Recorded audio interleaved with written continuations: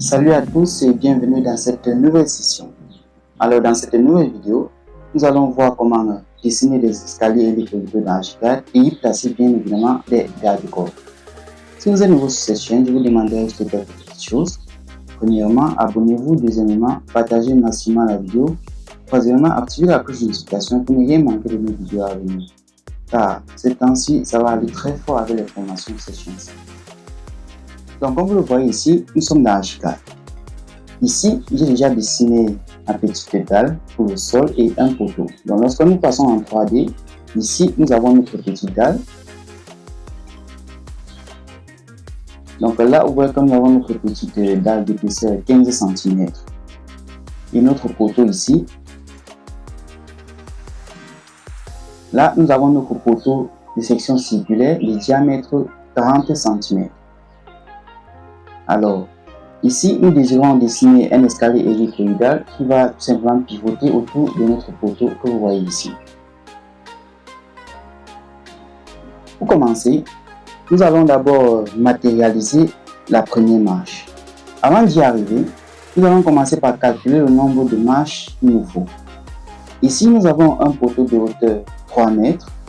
Alors, premièrement, nous allons commencer par diviser 360 degrés par le nombre de marches qu'on désire avoir. Une petite astuce consiste simplement à avoir un diviseur commun entre 360 degrés et la hauteur de notre poteau, afin d'avoir une contre-marche régulière ou bien une contre-marche de hauteur facile à utiliser. Donc ici, nous avons choisi par exemple 12. Lorsque vous faites 360 et que vous divisez par 12, vous verrez que vous allez obtenir tout simplement 30. Ça veut tout simplement dire que le secteur de notre marche ici sera tout simplement de 30 degrés. Et ensuite, lorsque vous faites maintenant 3 mètres et que vous divisez par 12, vous obtiendrez tout simplement 25.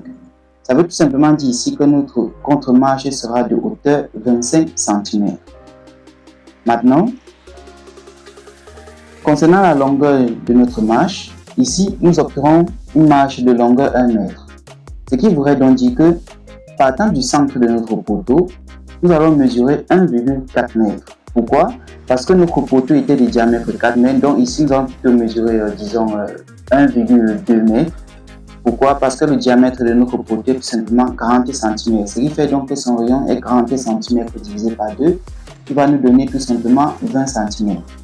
Donc nous commençons par choisir notre ligne ici, là, ok. Partant du centre de notre poteau, nous allons mesurer 1,2 mètre. Donc là, c'est 1,2 mètre, ok. Maintenant, vu que nous voulons dessiner le secteur de notre première marche, nous allons choisir l'outil cercle ici pour dessiner notre arc de cercle à l'extrémité de notre ligne. Donc on part du centre bien sûr jusqu'à l'extrémité de notre ligne ici. Et là, nous allons, notre secteur, nous avons trouvé que c'est de 30 degrés. Donc là, nous avons 30 degrés et maintenant, nous complétons tout simplement celui-ci.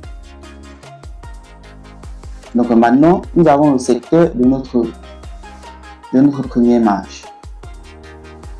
Revenons dans Dessin, nous allons choisir l'option dalle. Nous allons choisir ici une dalle de 25 cm. Car rappelez-vous, nous avons dit que la hauteur de notre contre-marche est tout simplement de 25 cm. Alors, on va partir bien évidemment des 0, vu que notre poteau va également des 0. Alors, nous venons donc appliquer ça ici. Donc, nous venons ainsi de construire notre première marche ici. Maintenant, nous allons tout simplement dupliquer cette première marche ici. Nous allons tout simplement dupliquer cette première marche ici par rotation. Alors ici, l'espacement angulaire sera tout simplement de 30 degrés. Là, vous aurez compris que notre secteur angulaire est tout simplement de 30 degrés. Et le déplacement vertical de 25 cm, car rappelez-vous, la hauteur de notre contre-marche c'est 25 cm. Ici, nous viendrons choisir rotation vers chemin. Car si vous choisissez rotation par chemin, vous allez construire, vous aurez des secteurs angulaires superposés, mais ils ne seront pas tout simplement réguliers. Alors ici, nous validons. Là, nous choisissons notre centre de rotation. Là, nous pivotons tout juste. Alors, lorsqu'on passe en 3D, ici, vous verrez que nous avons bel et bien obtenu notre escalier hélicoïdal. En ce qui concerne maintenant les garde-corps, il vous suffit juste de rester en 3D, de venir juste ici, sélectionner l'outil garde-corps, et là vous pouvez facilement construire votre garde-corps une fois en 3D. Donc là, nous commencerons juste ici, ensuite là, ok, là également, là,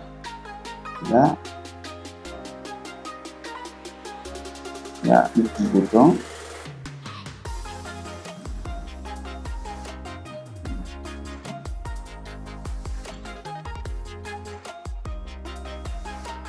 Là.